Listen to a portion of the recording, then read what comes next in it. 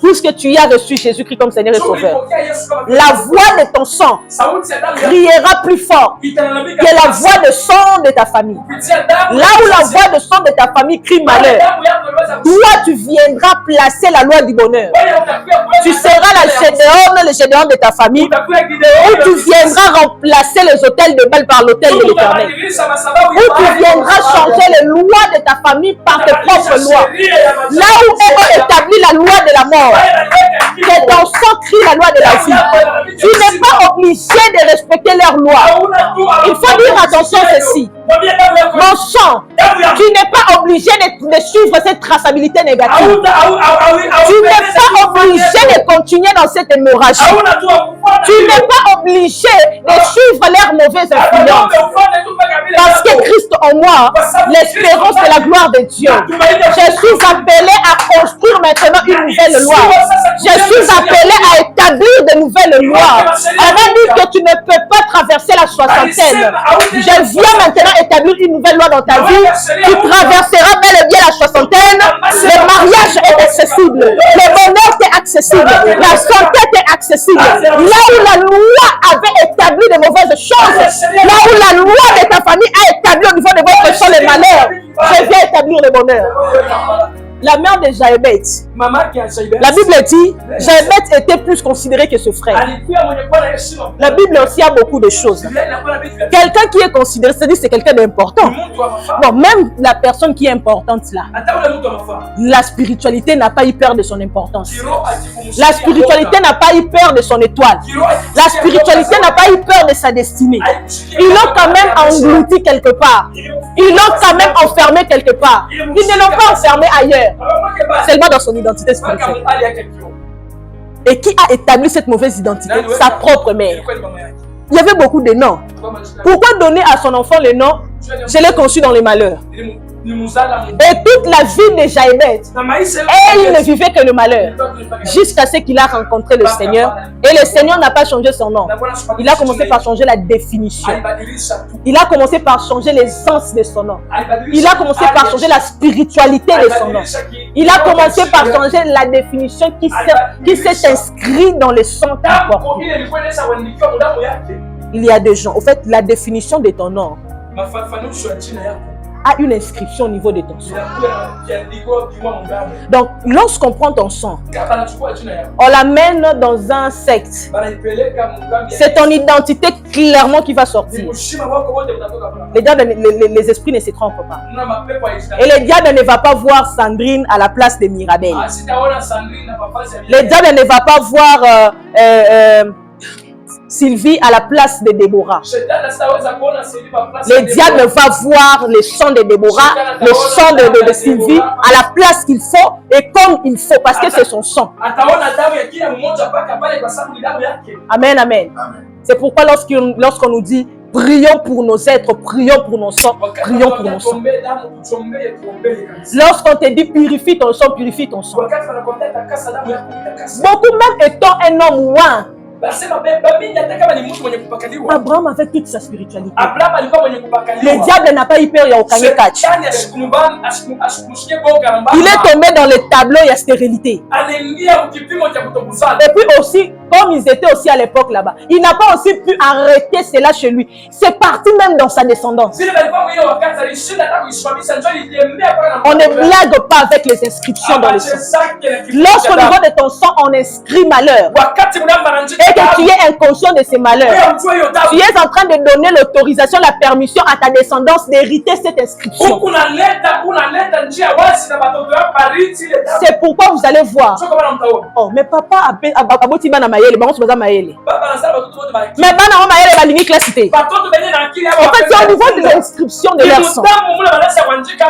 Comment expliquez-vous tous dans votre famille, vous avez un même comportement,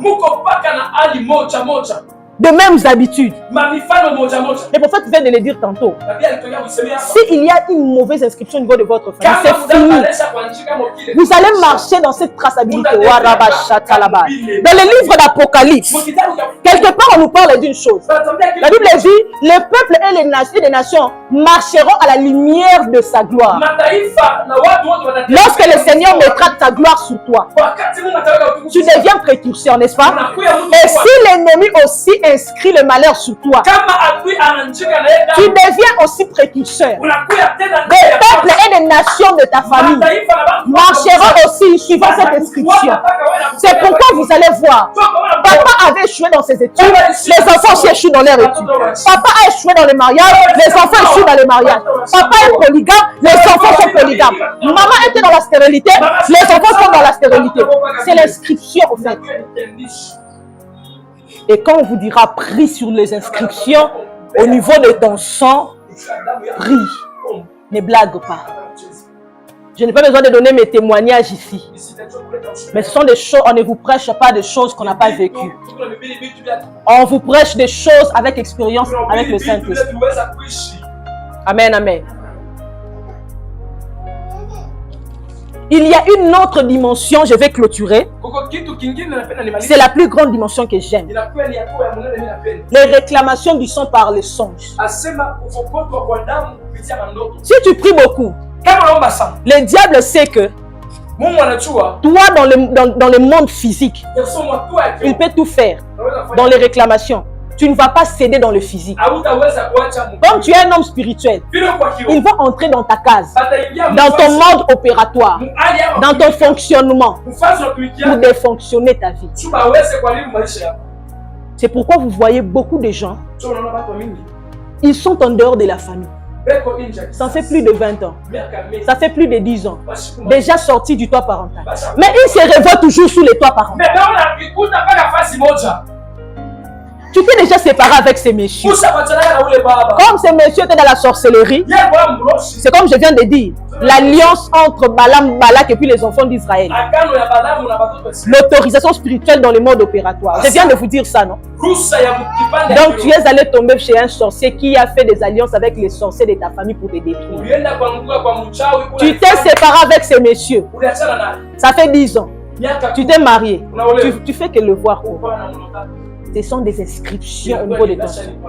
Au fait, les gens de ta famille, le sang que tu portes, est en train de crier ton ex là pour te remettre dans la vie de l'instabilité. C'est pourquoi à chaque fois que tu rêves, au lieu de voir ton mari, au lieu de voir ton monsieur actuel, tu ne fais que voir le monsieur du passé.